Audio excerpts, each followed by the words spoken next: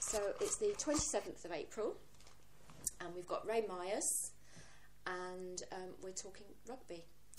So, Ray, can you tell us about how you got into rugby, into the Hornets, and how long you've been following them, and how it all started, and just the story of your life, really, I suppose. Well, initially, I think I've said it before, that I was taken with my dad. It was like a kind of rugby family, and it was more of a tradition. But like I'm saying, at 8 to 9 year old, I was not impressed with what I was watching. 26 men slogging about in mud, unlimited tackles then. Today you only have 6 tackles, and then you hand the ball over or form a scrum. Then, as long as you could keep hold of the ball, you could have it for an hour. And I thought, no. So I left it then till I was 13, and went into school one day, and my friend said, "Did you go to Hornets Saturday?" "No." "What you want to do? They've got a winger there called Wally MacArthur, an Aborigine winger, and he's the fastest thing I've ever seen." So I went up the Saturday after. I was 13 then, so that was 1953, and saw it and liked what I saw, and that's the rest is history. Got the bug and never let go. So I watched them all through my teens, some good times, but we hadn't got transport at the time, so it was them to the local coach firm had run a coach to away games, which I tried to go to each one. Obviously went to every home game, and then that took me into, like say, married in the 20s, and then Ina and I got married, and in very, very small print at the bottom of the wedding vows there was something about Hornets, going watching Hornets. Anyway, she signed it, so that was great. And then I tried to get we had 2 sons, tried to get them interested, but no, they were the round ball people, so no thing then. And then became what I call an agent for the club, selling the scratch-off cards, which were to raise money for the club. And also there was a weekly draw of so much money. You paid £1 a week, and you, like a lottery style thing. And without being big-headed, they said I was the biggest agent that they had. Had about 200 members, and I was selling so many scratch-off cards. And obviously, he said, "We don't know how you do it." I said, "Well, it's like a trapped audience." When I was working over there at the engineering, quite a big workforce, and a lot of people in it. As soon as them wage packets came out on a Friday, I could smell the money and attack. But they were great people, and also we were socially involved in the Wickerman's Club, quite a lot in there, quite a lot in at the athletic ground, at the rugby ground itself. So that went on, and then in the early 80s, if I said we went through a bad spell, it was a bad spell, really, really grim. The local coach firm stopped running the coaches because they couldn't get enough on to make it viable. My friends threw the towel in. "No, not going. So I'm going around begging for lifts, which I did get, and then I actually got in company with one of our directors, and I said, "Are you going to Workington on Saturday?" I said, "Well, I can't get a lift and the coach firm's not going." I said, "Is there any chance that I could go on the team bus?" "Oh, I don't know." Anyway, they had the board meeting, and he saw me after. He says, you can because you make, you're such a good worker for the club financially. Yes, you can, but don't be shouting it all out. No. Anyway, I went on, got about 3 times on the team bus, and then I didn't like asking if I could get a lift in the car. I would try for that first without pushing for the team bus.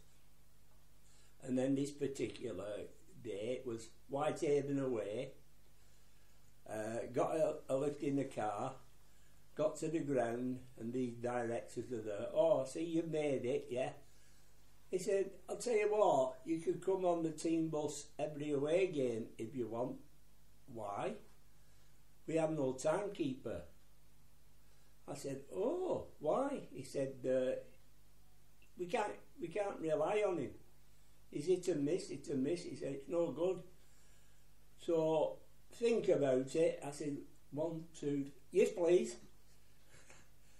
And that was 1983, which is 34 years ago.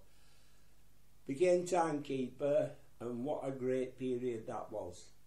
Like a double-edged sword. You travel with your players. You went in the boardroom after the game, and at that time the boardroom was like the old-fashioned, very elite place.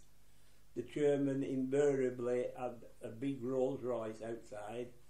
He'd be there smoking his cigar, but Ray Myers got in. But great people. And then after you had your sandwich or whatever in the boardroom, you went in the players' bar. So it was like a double-edged sword.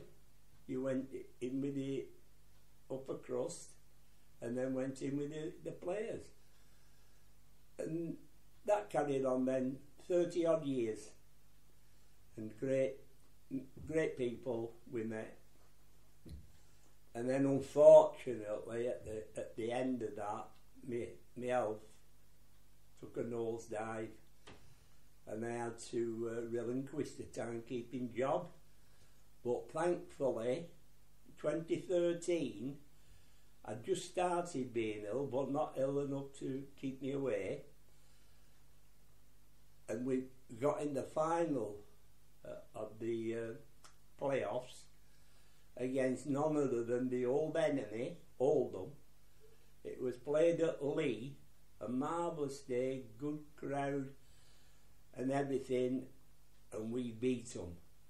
Won the cup, got promoted, and then 2 or 3 months after, my health took a real nosedive, and I thought, thank goodness I got that off under my belt.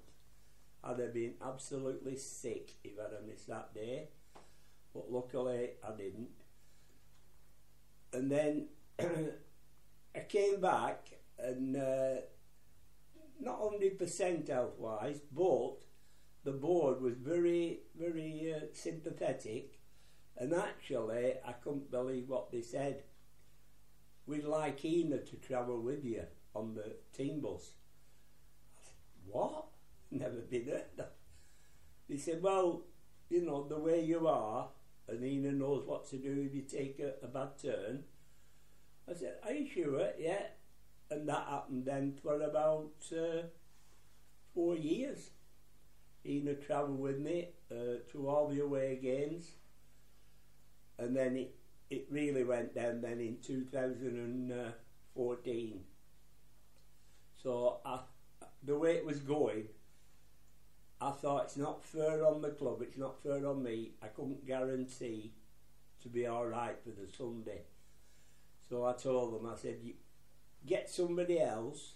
They said, no, you do it as long as... I said, no, I'll step down and let somebody else take it on.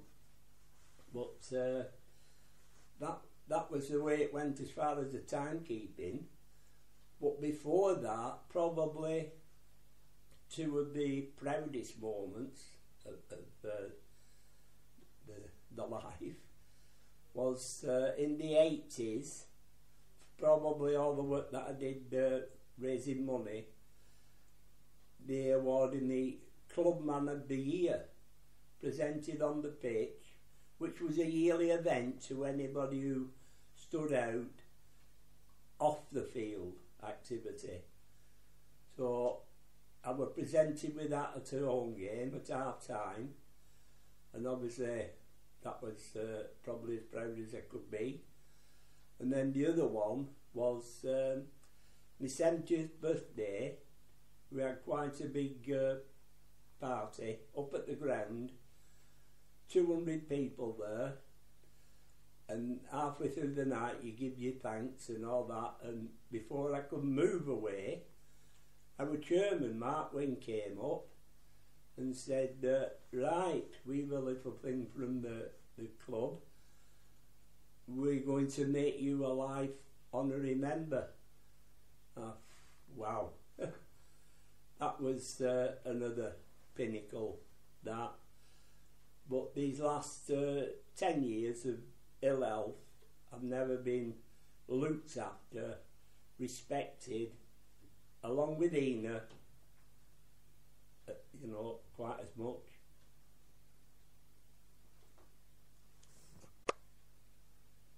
So you've seen a lot of changes in the rules. Can you tell me what do you think? What do you reckon to the change that now the tackles are limited to 6, whereas when you started watching, it was completely unlimited? What do you think about that? Well, it's in my eyes, it's for the better, because unlimited tackles, and it was winter rugby, think on at that time, so the grounds were up to it. They were probably very muddy, and the team wouldn't be adventurous enough to throw the ball about, and they'd keep it, and they could keep it as long as they wanted, as long as they had hold of the ball. So it became dour. A lot of the game became dour. The only times was it started in August, so you did get August, September pretty good, but then your winter months with unlimited tackles weren't really good. And also the style of the player. I mean, in that era, your prop forwards were 20 stone men, at least 18 to 20. Your second rowers were probably 16 stone, and your loose forwards similar. And obviously there was less speed, whereas now, in that era, if you were in a pub and people walked in, you could actually say, oh, hello, a prop forward just walked in, oh, a second row man's walked in, or a centre's walked in. Now they're nearly all the same, because they're very athletic.